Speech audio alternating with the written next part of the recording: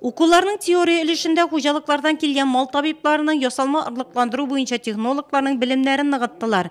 Бүгенге көндә Нурлат районы хуҗалыкларында 18 технолог эшли. Сыерларны башлыча Европа технологиясе белән каплаталар.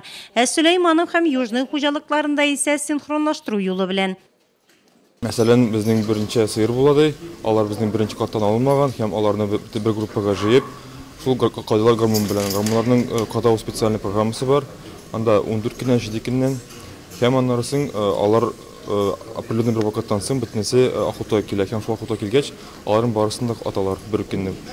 Укуның гамәли өлеше аграрий җәмгыятенең терлекчелек фермасында үтте. Биредә технологлар Европа технологиясе буенча сыерлар каплатуны күрсәтте.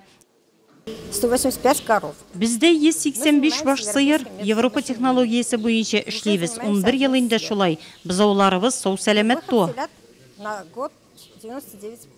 Технологлар эшенә бәяне Чистай нәсел эше предприятиесеннән килгән белгеч бирде. Нәтиҗәлек өчен кайбер хозяйстволарда, менә особенно Нурлат районында, күп хозяйстволар почти бөтенесе инде үгезсез эшли башладылар. Обновление знаний дигән килеп чыга инде. Янасын кайбер нәрсә оныталар бит инде.